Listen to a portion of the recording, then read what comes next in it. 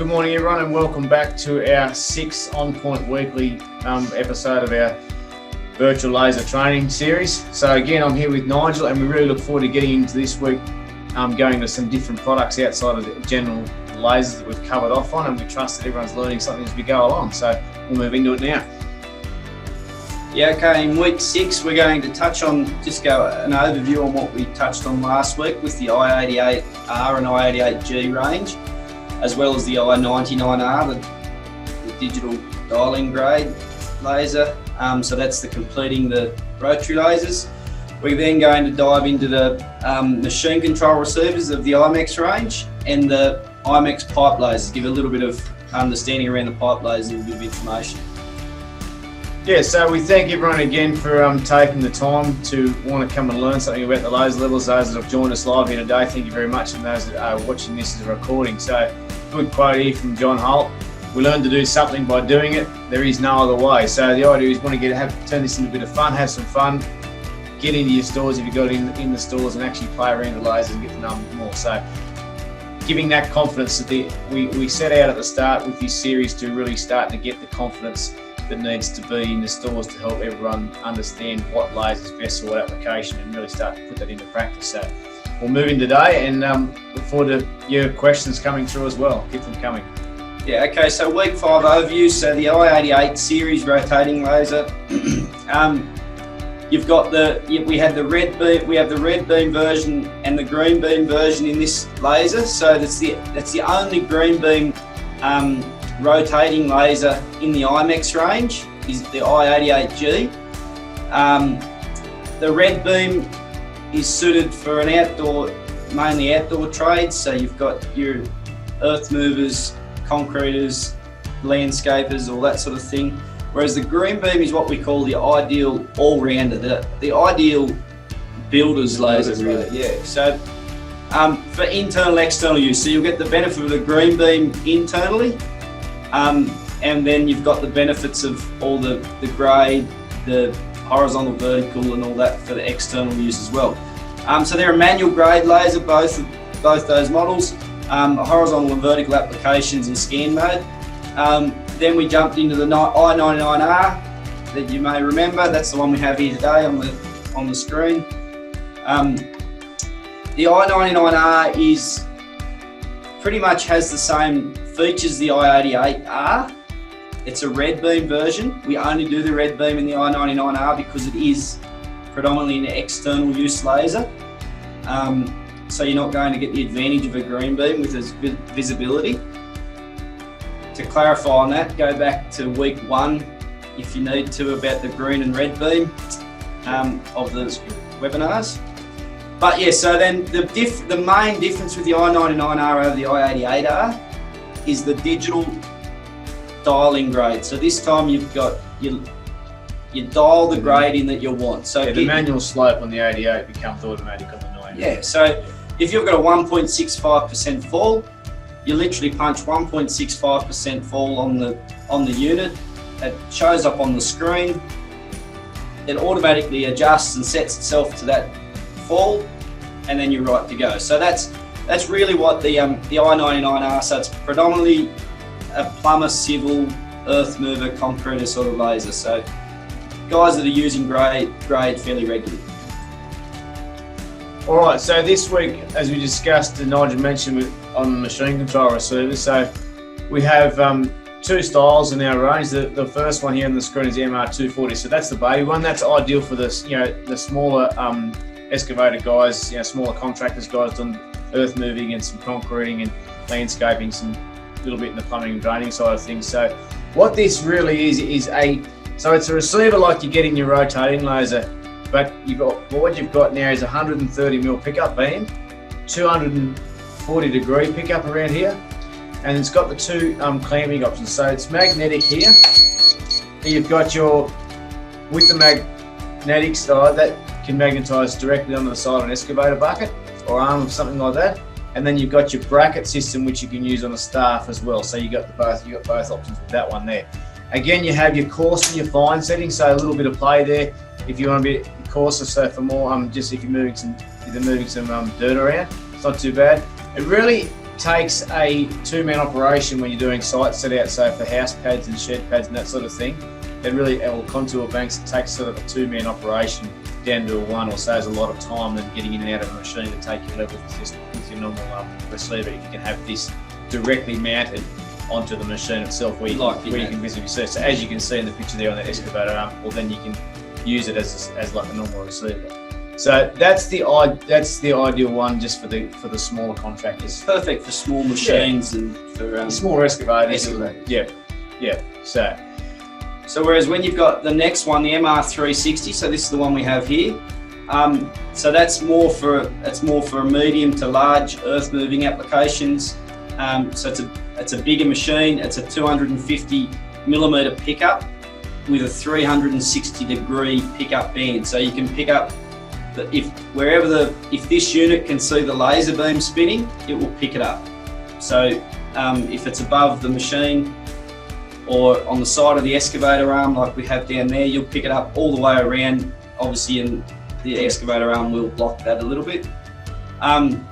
So you've got also with this one, because it's designed for bigger machines, you've got an in-cab mount display as well, which you can see on the screen as well, which is that these connect with an 8-metre cable. So you can run it up the boom of an excavator, you can run it along with your hydraulics, and what it does is basically connects the two together. So if you can't see the main machine itself, it's showing whatever happening on that machine is happening on this screen inside your cab. So you can set that up anywhere in your cab. You can put it beside you, mount it to the roof or beside the steering wheel or anything like that, of a tractor or that sort of application. You've got a magnetic or clamp option. So you've got on the screen, you'll see the clamp option, and you've also got the magnetic option that we have here. So there's the two different options depending on what the machine they're using. Well, ideally, like with that clamp option, where that's used very commonly is guys with on a skid steer or a bobcat or something like that. They've actually got it mounted on a pole, so that's easy to move up and down. Then with the magnetic side of things, you'd more use that on an excavator arm, where you get nice solid pull, very strong magnet. So once they set their datum point, they can then mount it on the excavator that way. So there's no movement, not having to actually modify their machine in that way. Some guys will modify with a bar that they can clamp it onto, so they can a bit more ease to move it up and down. But as Nigel said, it's more depending on what sort of machine they're using. So the option is, they can purchase it either way, but then if they want it as an accessory, you can buy a set of magnets or a set of clamps either way, which they can be mounted with it as well. So that just helps them out a little bit there. Now, one thing we need to cover off is the distance. So this unit will pick up a red beam laser for up to 250 metres from the laser itself.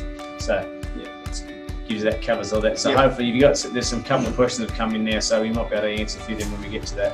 They've both got a 3-year warranty as well, and they can be used on any red beam laser that doesn't have to be an Imex as such. It can be any.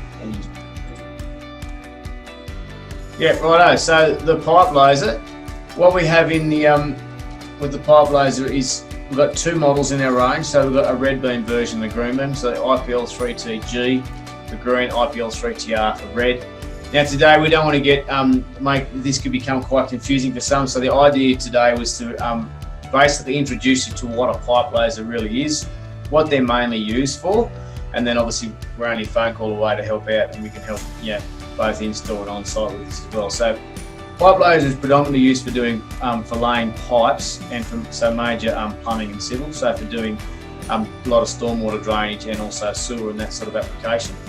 So the idea of this is you turn the unit on, it'll do a grade of -20% and +40%, so it's quite a steep grade.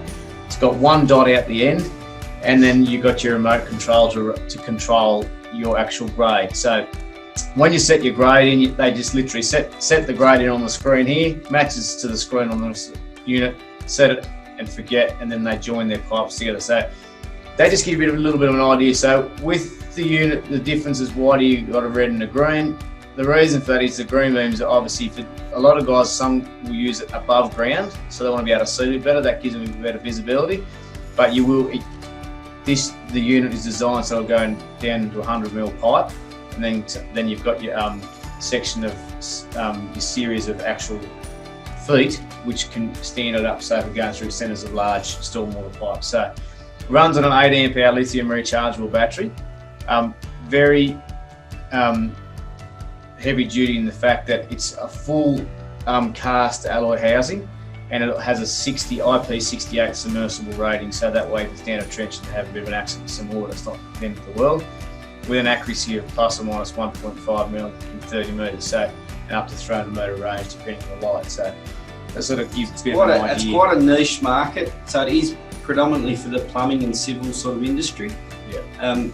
People that are doing the pipe laying really is the main thing. There is other applications that people use for, and we've had some random applications before, but that is the predominant use. Yeah, so it's the guys that are doing that fall all the time, and then they can just set runs and away they go. So if you get any inquiries about it, give us a call, because we can dive a little bit deeper into it if needs be.